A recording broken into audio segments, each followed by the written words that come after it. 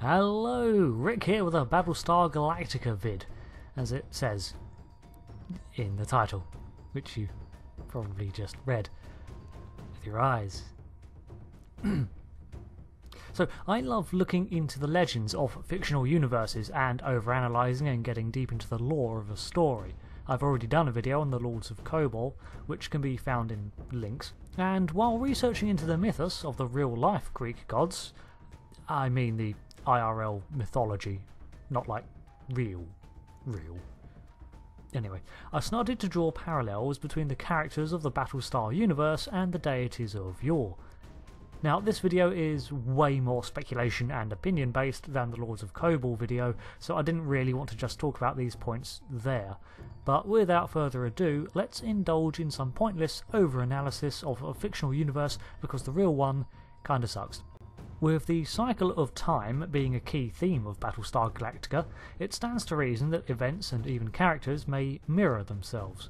This video also ties into a belief that I've had since watching the reimagined series that is never supported directly, but I believe that Kobol, the supposed origin of humanity, may not even be the original homeworld of the humans, and like the colonies in the original Earth, was merely a stop along this repeating cycle of creation, rebellion, destruction and exodus.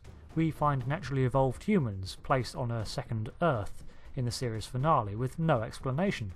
Perhaps they too belong to a very distant common ancestor. Part of this could go some way as to explaining the origin of the Kobol religion, as it was said that on Kobol humans lived alongside the gods. These gods apparently did not make the exodus from the Great Blaze that the 13th tribes did, and presumably died on Kobol or went their own way.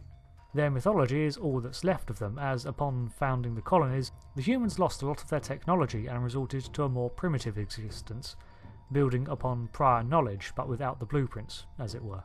The stories of gods, therefore, have already been interpreted and potentially eroded once, with even the 12 colonies placing different emphasis on different deities, such as the Taurons having Ares as a higher position in their pantheon than the other planets.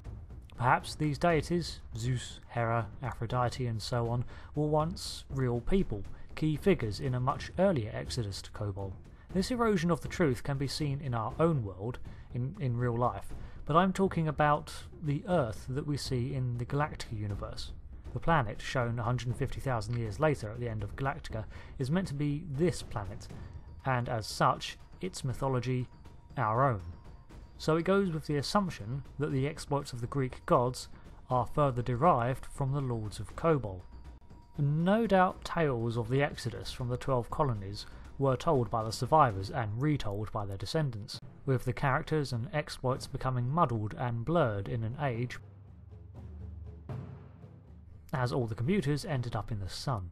So it's not unreasonable to assume that the tales in our mythology are partly based on the exploits of the primary characters of the Battlestar story. Let's look at some comparisons for fun, shall we? And like I say, this is all about the show's universe. The real explanation is boring and either a conscious design choice or coincidence on the writer's part. The obvious examples are the use of call signs based on the Lords of Kobol, Apollo being the first. As a Lord of Kobol, Apollo was known as a hunter, yet a god of light. In real mythology, Apollo was depicted as a youthful, clean-shaven, heroic, moral hero type, and said to cast a watchful eye over colonists and endeavours such as a mass exodus. Here, I like to think that the stories of ADAMA were merged with earlier Kobol legend to produce the current understanding of Apollo. I would peg Artemis, Apollo's sister and fellow god of the hunt, as Starbuck. I'm not endorsing incest here, there's enough of that in sci-fi already. But like I say, these are degradations of tales and characters.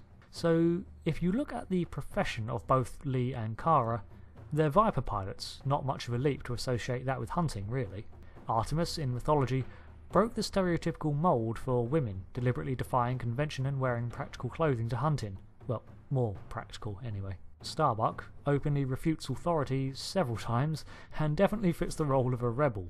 Another parallel is the hunting accident that led to the death of her lover, Orion, who in this telling could be based on ADAMA, whom she cleared for flight despite him failing his training.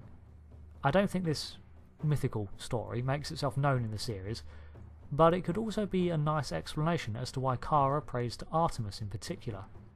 On a darker note, Artemis was said to aid in relieving the pain of childbirth. This becomes a much more twisted version when Kara discovers the breeding farms of Caprica and acquiesced to Sue Sean's request to kill her. Zeus, father of the gods whose domain was the sky and thunder, father of Apollo, Artemis and many others. Well, William Adama is the literal father of Lee and treated Kara as a daughter. His position aboard Galactica as commander and later admiral places him in the role of caretaker of humanity, in effect, a protective role of fatherhood. Plus, Tom Zarek is fond of calling him out as Zeus, calling the Galactica itself Olympus, playing off the similarities.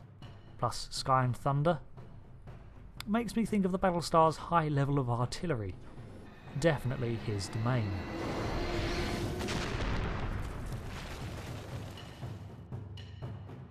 Athena, Sharon Agathon, was another who inherited a call sign based on Kobol mythology, and although she was the goddess of victory and wisdom, I'm interested as to how she came about. This one does take a bit of a leap, even for such a speculation based video such as this, but what the heck. Athena was born from the head of Zeus, but not before causing him great pain so intense that he actively sought to cut it out. This level of causing harm to Zeus before being accepted can kind of be seen as a reflection of Boomer shooting Adama before Athena usurps her place in the crew, eventually earning her freedom, and the trust of her fellows. Now, given that Valeri and Agathon are two different people, they are still both 8s, so in some way they are based off the same person. Like I said, a bit of a stretch, but an interesting parallel nonetheless. Hera. Although it was the name given to Sharon Agathon's child, we have no real idea how she turned out. In the series, however, I think that Laura Roslin has many of the classical Hera traits. Hera is the patron of women, a trait that Laura Roslin prides herself on, and although not married, I would definitely describe her as the wife of Zeus.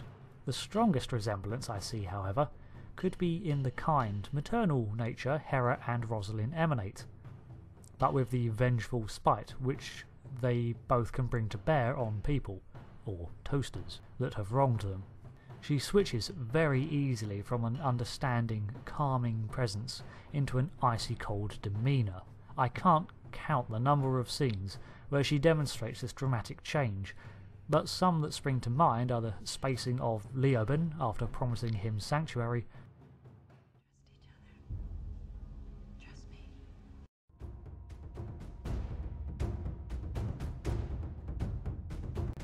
and the numerous times her opinion is challenged. As for Aphrodite, her role in the pantheon was one of seduction, sexuality and revenge.